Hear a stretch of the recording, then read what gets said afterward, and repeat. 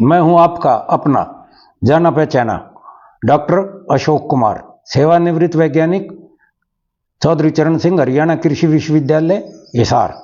एवं लुवास अर्थात Lala Lajpat Rai university of veterinary and animal sciences Hisar Haryana, संस्थापक एवं संचालक, भारतवर्ष की नंबर 1 मशरूम स्पॉन प्रयोगशाला, सनोव्यू mushroom lab and training centre, 1064 Gandhi Ashram, Narela, Delhi 110040। मेरा फ़ोन नंबर है 9812019128। जी हाँ, 9812019128। तो दोस्तों, जैसा कि आप जानते हैं,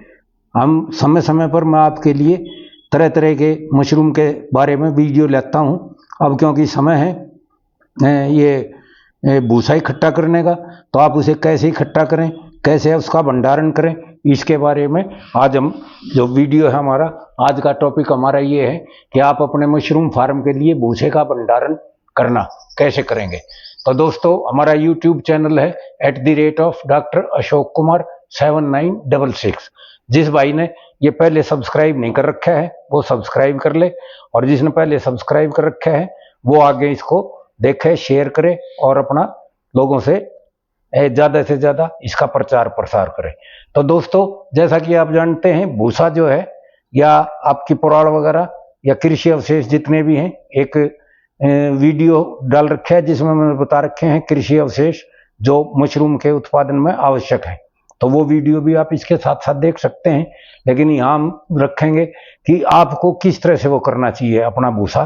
क्योंकि अभी आप भूसे का सीजन है, ये अप्रैल मई महीने में, और उसके बाद आपका ये इस्तेमाल होगा फिर सितंबर अक्टूबर महीने में। या जो हमारे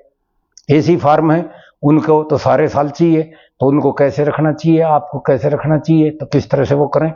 तो दोस्तों, इसके बारे में मैं आपको बताना चाहूँगा, क्योंकि छोटी छोटी गलतियों से आप अपने बहुत अच्छे किस्म के भूसे को या तूड़े को या तूड़ी को आप उसको खराब कर लेते हैं। तो अगर इनको आप देखोगे तो आपको लगेगा कि हाँ, ये हम छोटी छोटी गलतियां नहीं करेंगे तो आपका भूसा बिल्कुल ठीक स्टोर होगा। क्योंकि एक बात मैं आपको बता दूं दोस्तों, अगर आपका भूसा या पुराड़ अगर वो भीगी हुई है और सूखी हुई है, भिगा के सुखा दी है और फिर आपने इस्तेमाल करी है, तो ये मान के चलिएगा कि उसमें अच्छा आपको पैदावार नहीं मिलेगी। और हो सकता है वो जैसे बम होता है पटाखे वाला, दिवाली वगैरह पे जो छिड़कते हैं, तो एक आधा बम फूस नहीं निकल जाता कि कुछ भी नहीं होगा, बस एक बार चिंगारी दिखाएगा वो हो जाएगा। तो इस तरह से आपका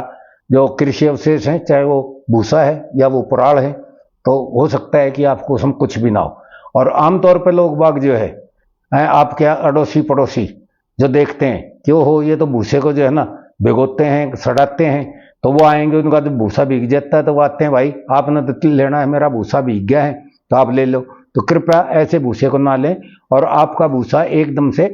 बढ़िया स्टोर किया हुआ आना चाहिए। और तो किस तरह से आप पहले तो ये देखें कि भीगे हुए भूसे की और उसकी पहचान क्या है। अगर आपका भूसा बरसात के सीजन में किसी ने भिगो दिया है फिर आपको सुखा के वो दिया है, तो आपका भूसा जो है वो ऐसा नहीं होगा, जैसे सुनहरी कलर होता है चमकदार, वो नहीं पाएगा, वो हल्के लाली पे पाएगा। और उससे जो है आप अंदाजा लगा सकते हो कि भाई इसमें जो है ये भीगा हुआ भूसा है, इसकी गर्मी निकल चुकी है, इसका जो है ना जो फर्मेंटेशन था वो एक बार हो चुका है, और फर्मेंटेशन ही की क्रिया ही जो है ना आपको अच्छा कंपोस्ट देती है। तो कृपया करके इस तरह का भूसा आप ना लें। तो अब मैं आपको बताऊंगा कि कितनी विधियां हैं, किस किस तरीके से आमतौर पर हमारे यहाँ उत्तर भारत में, और आपका ये पंजाब, हरियाणा, आपका उत्तर प्रदेश, आपका बिहार और राजस्थान, ये इन सब चीज़ों में, सब स्टेट्स में, राज्यों में किस तरह से भूसा स्टोर करते हैं, मध्य प्रदेश वगैरह में, आप कैसे उसको एक अच्छा तरीका जो है वो कैसे। तो दोस्तों, ये विभिन्न तरीके मैंने बता रखे हैं। जैसे सबसे पहला तरीका है पक्के गोदाम अर्थात मकान में, ये सर्वोत्तम तरीका है। तो ये पक्के गोदाम आप देखते होंगे, बड़े बड़े जो आढ़ती हैं जो भूसे का काम करते हैं, वो अपना गोदाम बना के रखते हैं। फिर जो गौशाला वगैरह हैं आपकी जगह जगह, जो अच्छी गौशालाएं हैं जिनके पास पैसा अच्छा है, और उनको दानी मिले हुए हैं, तो उन्होंने भी अपने यहाँ बहुत अच्छे गोदाम बना रखे हैं। अब ये जो गोदाम बना रखे हैं, इनका आप एक विशेष ध्यान रखना कि ये 16 फीट की हाइट कम से कम इनकी होनी चाहिए और दरवाजा अच्छा चौड़ा होना चाहिए, ताकि उसमें ट्रैक्टर ट्रॉली घुस जाए और आराम से निकल जाए। तो आप अपनी रिक्वायरमेंट के अनुसार वो गोदाम भी देख सकते हैं। अब इन गोदामों में 16 फुट मैंने आपको बता दिया, तो किस तरह से आपको भूसा भरना है, इसके लिए आप किसी भी गौशाला में, बढ़िया गौशाला में जहाँ लोग बाग इसका का काम करते हैं, भूसा दान वगैरह करते हैं, वो भी अपना भूसा स्टोर करते हैं, खरीद के भी स्टोर करते हैं, तो उनके पास एक ब्लोवर पाएगा। जैसे पहले गेहूं निकालने की मशीन होती थी, उसी टाइप में बनी होती है,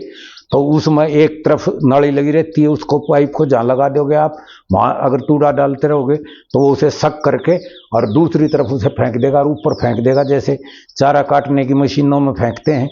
दिखाई दिया होगा आपको। और ये जिस तरह से पुराड़ वगैरह काटते हो आप, धान की पुआल जब सीजन पाते हैं, तो वो भी मशीन आप देखते हो ना, गंडासा वो बहुत आगे तक जो है ना उसको फेंक देता है। तो इसमें जो है 3.5 हॉर्स पावर से 5, 5.5, 7.5 हॉर्स पावर तक की, जैसी आपकी ऊंचाई है, जैसा आपका वो है फेंकना है, उस हिसाब से आप अपना ये लोकली बनाई जा सकती हैं, या आप ये ब्लोअर जो है वहाँ एक बार देख कर उसकी का डिजाइन लेके आप खुद भी अपने किसी लोकल आदमी से, मिस्त्री से बनवा सकते हैं, और वो आपको काफ़ी मात्रा में या काफ़ी हद तक आपकी लेबर बचा देगा और उसमें जो है ना ज़्यादा से ज़्यादा भूसे को भर देगा। तो इसमें आप सबसे पहले पक्का गोदाम है या आपके कोई पुराने मकान पड़े हैं तो उनकी मरम्मत शरमत करके, ताकि टपके ना, उनमें भी आप अपना ये भूसा अपना रख सकते हो। तो ये सबसे सर्वोत्तम है, लेकिन थोड़ा सा महंगा है। तो जिसके पास हो जाए, आजकल जगह जगह पे कुछ फैक्ट्रियां भी खाली पड़ी हैं, उनके भी गोदाम खाली पड़े हैं, आप वहाँ से भी उनसे किराए वगैरह पे ले सकते हैं, क्योंकि जिस फैक्ट्री वाले का वो गोदाम वगैरह या उसका शेड वगैरह खाली पड़े हैं, तो उसकी चौकीदारी हो जाएगी और आपका भूसा रखा जाएगा और टाइम पर आप उसमें से निकाल कर अपना वो बना लेंगे। हर हालत में आपका भूसा भीगना नहीं चाहिए, किसी भी कीमत पे भीगना चाहिए, और आपका स्टोर अच्छा होना चाहिए। अब दूसरा ये है कूप वगैरह बना के या बूंगा। हमारे यहाँ कई जगह इसे कूप बोलते हैं, कई जगह इसे बूंगा बोलते हैं। इस तरह की शेप में आ जाता है, आपने देखे होंगे गोल गोल, काफ़ी जो है ना ये आपका इससे बनते हैं, आपका क्या कहते हैं, ये गेहूं की नाली वगैरह होती है उससे बन जाती है। और पुराने आदमी तो इसे काफ़ी बांधने वाले होया करते। अब धीरे धीरे जैसे जैसे ये लोगों के पास पैसा होता जा रहा है, उनके साधन बढ़ते जा रहे हैं, तो ये बूंगा जो है या कूप बनाना लोगों ने कम कर दिया है। लेकिन सबसे सस्ता अगर तरीका और सबसे बढ़िया तरीका देखा जाए, तो अगर आपके पास आदमी उपलब्ध हैं, आसपास में कहीं मिल जाए आपको जो बूंगा बना दें आपका और भर दें, तो ये आप जहाँ के फार्म पे आपने इस्तेमाल करना है भूसे को, या जहाँ आपने फार्म लगाना है, तो वहाँ आप इसको वो कर सकते हैं। ये पक्के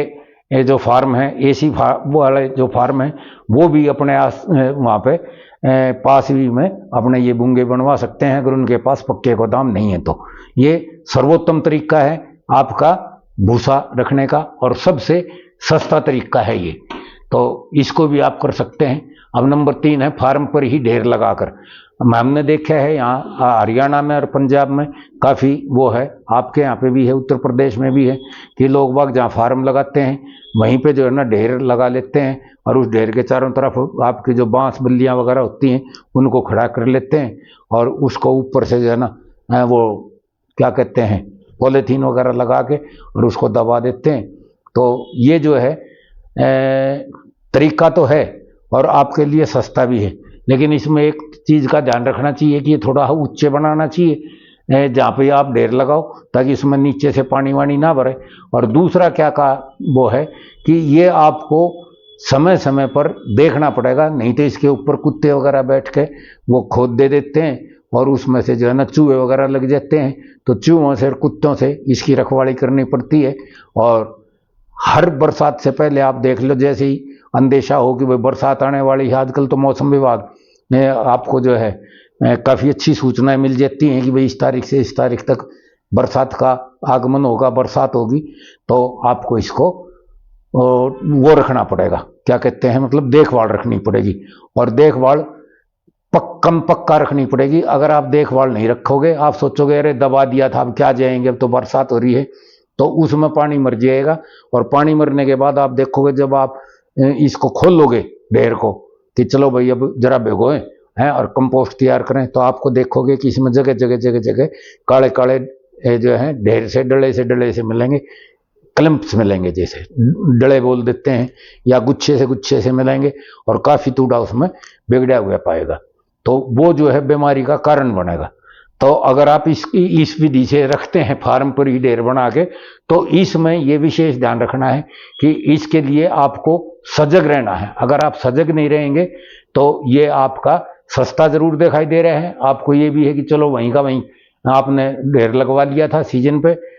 और आप जो है ना इसे खोल कर अपना काम कर रहे हैं। तो बहुत से आदमियों का जो है, ये मैं तो समझता हूँ कम से कम भी 80% आदमियों का जो है, 80 से 85% आदमियों का भूसा इस तरह से लगता है मशरूम फार्म वालों का, और वो काफ़ी मात्रा में उसको खराब कर लेते हैं, और फिर लोभ लालच करते हैं, उसको काले को या पीले को या लाल को तूड़े को निकालते भी नहीं।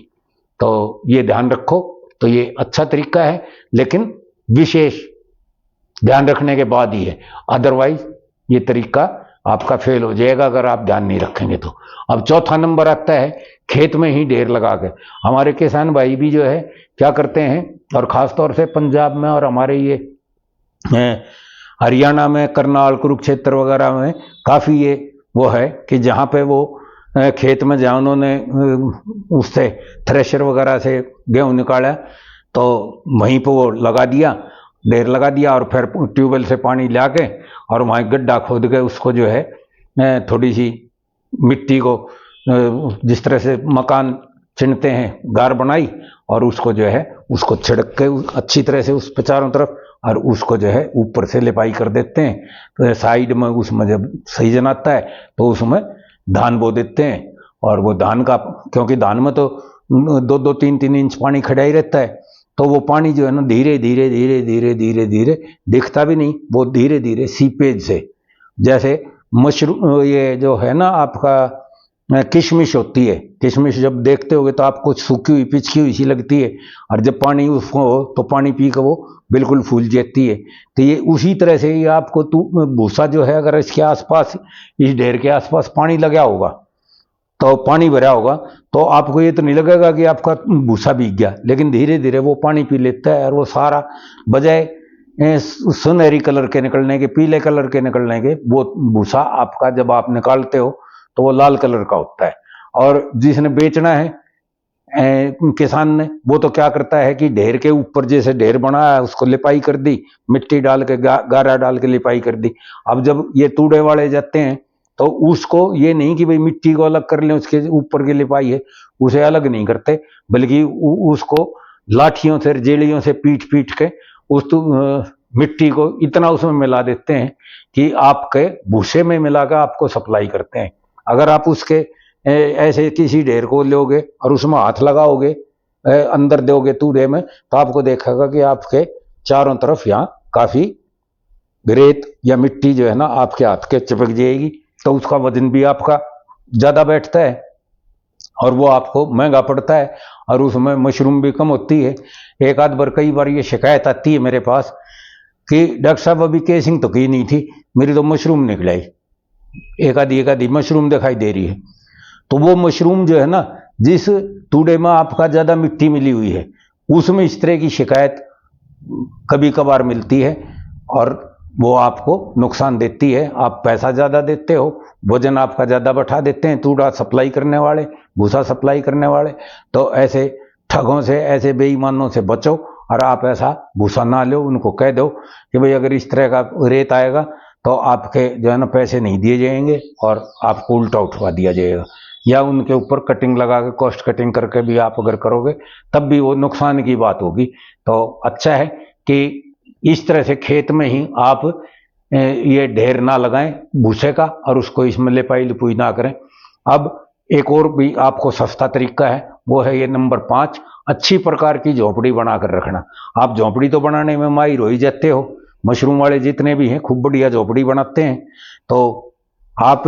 किसी झोंपड़ी में अच्छी तरह से जो आपको छत जिसमें अच्छी तरह से लगा रखी हो, उसमें पॉलीथीन अच्छी तरह से लगा रखी हो, तो उसको आप जो है